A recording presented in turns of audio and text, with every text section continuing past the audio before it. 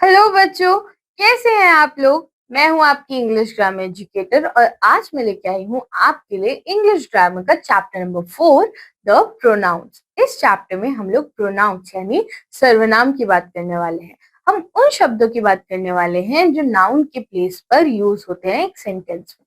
आइए देखते हैं हमारे सर्वनाम के बारे में। डेफिनेशन क्या होती है। A pronoun is a word which is used in place of noun. Pronoun वो वर्ड्स होते हैं जिनका इस्तेमाल होता है नाउन की जगह पर। ठीक है, संज्ञा के स्थान पर प्रयोग होने वाले शब्द सर्वनाम कहलाते हैं। पढ़िए और समझिए। Rohan is a good boy. Rohan gets up early in the morning. Rohan obeys Rohan's parent.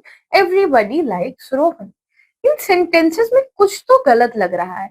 ऐसा लग रहा है रोहन को बार बार एक ही वर्ड बोला जा रहा है। रोहन की जगह पर हम लोग किसी और वर्ड का भी इस्तेमाल कर सकते थे, तो वही कोई और वर्ड हमारा प्रोनाउन कहलाता है। इन वाक्यों में नाउन का बार बार दोहराया जा रहा है। एक ही रोहन को बार बार दोहराने से वाक्य अटपटे से लगते हैं, है ना, तथा आप कारण प्रिय नहीं लगते। तो क्या किया जाता है। Rohan is a good boy. He gets up early in the morning. He obeys his parents. Everybody likes him. तो यहाँ पे जो ये रोहन है उसकी जगह पे मैंने पहले वाक्य में रोहन का इस्तेमाल किया ताकि पता चले किस नाउन की बात हो रही। फिर उसके बाद मैंने उस जगह पर ही, हिज, हिम ऐसे वर्ड्स का यूज करा। तो उससे क्या हुआ, उससे ये हुआ कि मुझे अब पढ़ने में वाक्य अटपटा नहीं लग रहा है। तो यही वर्ड्स जो आए आपके किसकी जगह पर, रोहन नाउन की जगह पर, उन्हें हम क्या बोलते हैं, प्रोनाउन बोलते हैं। काइंड्स ऑफ प्रोनाउन यानी सर्वनाम के क्या भेद होते हैं। Personal pronoun. अब पर्सनल प्रोनाउन क्या होते हैं। पुरुषवाचक सर्वनाम।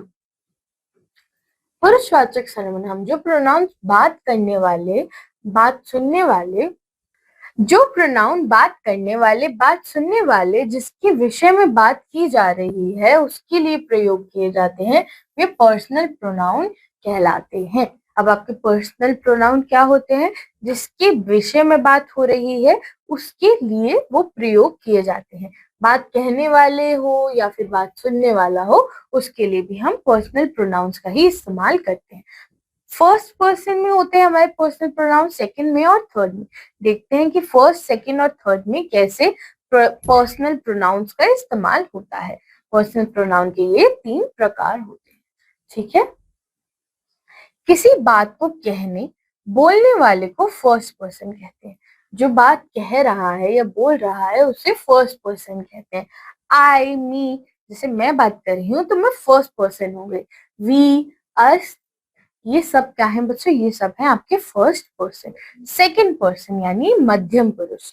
वक्ता, बोलने वाला, जिससे बात करता है उससे सेकंड पर्सन बोलते हैं। जैसे मैं, आप बच्चों से बात कर रही हूँ तो आप मेरे लिए सेकंड पर्सन हो गए।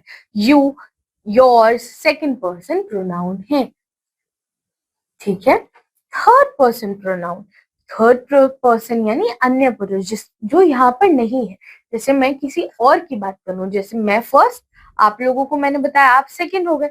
अब मैं एक बात करूं किसी तीसरे की, जैसे मैं बात करूं एक दूसरे टीचर की, तो वो हो गए हमारे थर्ड पर्सन। मैं क्योंकि उनको बात करते हुए क्या कहूंगी, उनका, है ना, तो वो थर्ड पर्सन है। जिस व्यक्ति के विषय में कुछ कहा जाए, किसके विषय में कुछ कहा जा रहा है, वह थर्ड पर्सन प्रोनाउन कहलाता है। He, him, his, she, her, they, them तथा एक थर्ड पर्सन प्रोनाउन है। ये कुछ एग्जाम्पल हुए। He, him, he was talking to me, तो वो यहाँ पर तो नहीं है पर मैंने उसकी बात करी, इसीलिए ये थर्ड पर्सन प्रोनाउन हो गया। ठीक है, अब देखते हैं पर्सन, नंबर, सब्जेक्ट, ऑब्जेक्ट और पोजेसिव ये क्या होते हैं।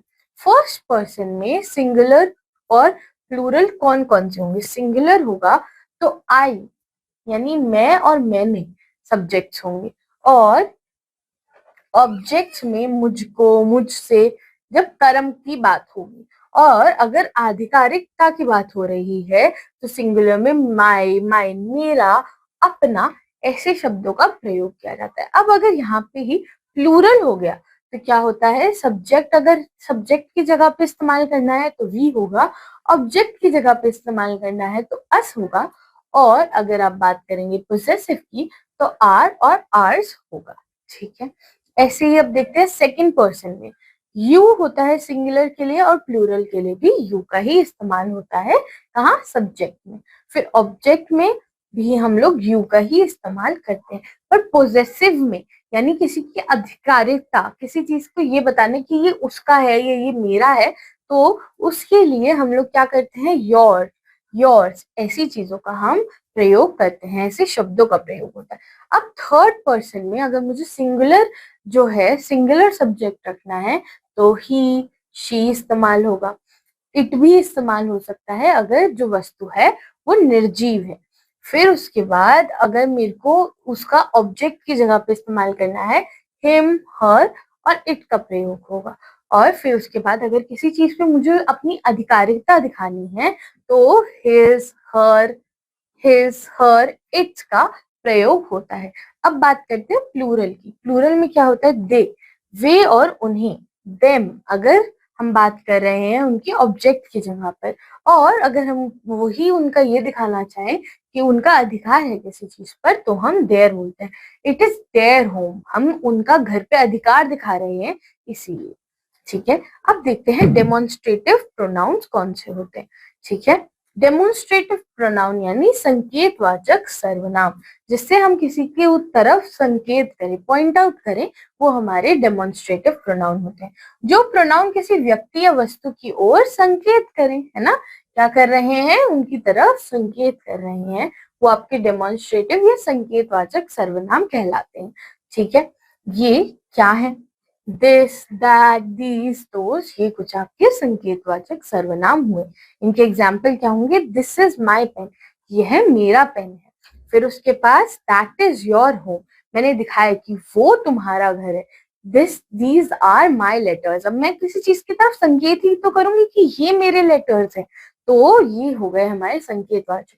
Those are your answer books, वह तुम्हारी आंसर की किताबें हैं या फिर वो आपकी उत्तर की किताबें हैं। ठीक है, ध्यान दीजिए, डेमोन्स्ट्रेटिव प्रोनाउन तुरंत बाद वर्ब आती है। अब डेमोन्स्ट्रेटिव प्रोनाउन के तुरंत बाद क्या आती है, एक वर्ब आती है। ठीक है, दिस और दिस पास वाली वस्तुओं या व्यक्ति की ओर संकेत करते हैं तथा दैट दोस्त दूर वाली वस्तु की ओर संकेत करते हैं। तो अगर ये मैं बोलूं, इसको दिखाकर मैं बोलूं दिस इज माई पेन, क्योंकि ये मेरे पास है। अगर कोई चीज मुझसे दूर रखी होगी तो मैं क्या बोलूंगी, दैट इज माई पेन, वह मेरा पेन है ना, मैं उसको दूर है तो दैट, और अगर वो मेरे पास है दिस, जिसको मैं आपको साथ साथ दिखा सकती हूँ, वो हमारा क्या हो जाता है, वो हमारा दिस में आता है। और जो दूर रखा हुआ है दैट इज माई पेन, तो वो हमारे लिए दैट, दैट दूर में, और दिस हमारा पास वाली व्यक्तियों के, वस्तुओं के लिए प्रयोग में आता है। ठीक है, अब रिफ्लेक्सिव प्रोनाउन यानी निजवाचक सर्वनाम। निजवाचक सर्वनाम कौन से होते हैं, वह प्रोनाउन जो यह प्रकट करता है कि क्रिया का प्रभाव कर्ता पर ही पड़ा है, किसी अन्य पर नहीं। अब ये प्रोनाउन क्या प्रकट कर रहा है कि जो कार्य हुआ उससे कर्ता, जो करने वाला व्यक्ति है, उसी पर कुछ फर्क पड़ रहा है, प्रभाव पड़ रहा है, और किसी पर नहीं, वो रिफ्लेक्सिव होते हैं। आइए एग्जाम्पल के साथ समझते हैं, बेटर समझ आएगा। Reflexive pronoun my, your, him, her तथा इट में सेल्फ व अर, देम में सेल्फ जोड़कर बनाते हैं। क्या करा हमने, माई और माई, योर, हिम, हर, अगर ऐसे वर्ड्स हैं तो उनमें आप क्या करेंगे, सेल्फ जोड़ेंगे। और अगर हम ग्रुप की बात कर रहे हैं तो हम क्या करेंगे, उसको सिंगुलर से प्लूरल में चेंज कर देंगे, देम सेल्व्स, आर सेल्व्स, ऐसे। ठीक है, जब हम एक से ज्यादा व्यक्ति की बात कर रहे हैं। अगर मैं माई सेल्फ की बात करूं, I like teaching my self, तो मुझे खुद को पढ़ाना पसंद है, यानी मैं अपनी ही बात कर रही हूँ, इसका प्रभाव सिर्फ मुझ पे पड़ रहा है, तो तब ऐसे रिफ्लेक्सिव प्रोनाउंस इस्तेमाल होते हैं।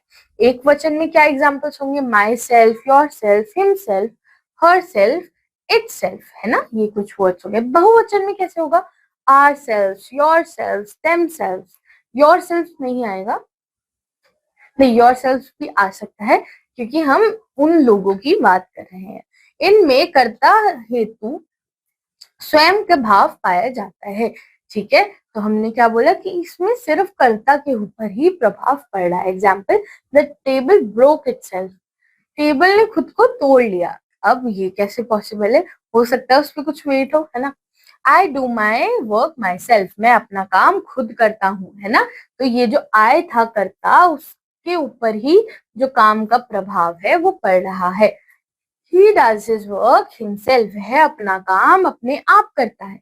ठीक है, तो आपको समझ आया कि यहाँ पे जो करता है उसी पर जो कार्य है उसका प्रभाव पड़ेगा, इसीलिए वो रिफ्लेक्सिव हमारे प्रोनाउंस है। आइए देखते हैं इंटेरोगेटिव प्रोनाउंस कौन से होते हैं। इस प्रोनाउन का प्रयोग प्रश्न पूछने के लिए किया जाता है। जब हम किसी से क्वेश्चन पूछे तो हमारे इंटेरोगेटिव प्रोनाउंस इस्तेमाल होते हैं, जैसे हु, व्हाट, हुम, विच। ये वाक्य के आरंभ में प्रयोग किए जाते हैं। कैसे? हु आर यू, कौन हो तुम। हुम डिड ही मीट, वह किससे मिला। विच इज योर शर्ट, तुम्हारी शर्ट कौन सी है। व्हाट इज योर नेम, तुम्हारा नाम क्या है ना। इन सब में मैंने एक प्रश्न पूछा। पहले मैंने पूछा कौन हो तुम, किससे मिलना है, कौन सी शर्ट, और यहाँ पर क्या नाम है तुम्हारा। तो ये सारे जब मैं प्रश्न पूछ रही हूँ तब हमारा interrogative pronounce who, which, what, हुम ऐसी चीजें इस्तेमाल होती हैं, और ये ज्यादातर आपके सेंटेंस के स्टार्टिंग में ही आ जाती हैं। चलिए बात करते हैं इनडेफिनेट प्रोनाउंस की। अब इनडेफिनेट प्रोनाउंस कौन से होते हैं? अनिश्चयवाचक सर्वनाम। अब जिनको जो निश्चित नहीं होते उन्हें हम अनिश्चयवाचक सर्वनाम बोलते हैं। जिस प्रोनाउन द्वारा किसी वस्तु या व्यक्ति की निश्चित संख्या का भाव प्रकट ना हो, जिससे हमें ये नहीं पता चला कि निश्चित संख्या कितनी है, उन्हें हम इनडेफिनेट प्रोनाउंस कहते हैं। जैसे many, each, any, none, everyone, someone, everybody, both, few, nothing, है ना। इनसे हमें निश्चित नहीं पता चल रहा है कुछ भी। ये नहीं है कि हमें पता ही हो कि 2 लड़के हैं, हमने बोला few boys, तो वो 3 भी हो सकते हैं, 5 भी हो सकते हैं ना, 10 भी हो सकते हैं। तो इससे हमें संख्या का बोध नहीं होता है। और जैसे someone, कोई इंसान, हमें ये नहीं पता चल रहा कौन, तो वो इंडेफिनिट है। रिलेटिव प्रोनाउंस कौन से होते हैं? संबंधवाचक, वो सर्वनाम जो पूर्व कथित संज्ञा की ओर संकेत करता है, रिलेटिव प्रोनाउन होता है। तो जो पहले से एक संज्ञा या फिर एक प्रोनाउन है उसकी तरफ जो प्रोनाउन संकेत करे वो आपका रिलेटिव प्रोनाउन होता है। जैसे he is the man who, अब जो ही है उसकी तरफ ही संकेत किया जा रहा है। हु वन अ स्कॉलरशिप, ये वही लड़का है जिसने स्कॉलरशिप जीती। तो आप समझ रहे हैं कि पहले से जो संज्ञा है उसके बारे में ही यहाँ बात हो रही है। This is the boy whom I help yesterday, ये वह लड़का है जिसकी मैंने पहले मदद की थी। तो दिस और whom का ये संबंध हुआ, है ना। someone left the book on the table, nothing was found, किसी ने टेबल पर किताब छोड़ दी और कुछ भी नहीं मिला। ठीक है, तो ये था आपका चैप्टर। इस चैप्टर में हमने अपने 6 तरीके के प्रोनाउंस को कवर किया और हमने देखा कि कैसे प्रोनाउंस जो होते हैं वो अलग अलग प्रकार के होते हैं। इनडेफिनेट होते हैं, रिफ्लेक्सिव होते हैं, फिर हमने यहाँ पे रिलेटिव प्रोनाउंस भी पढ़े।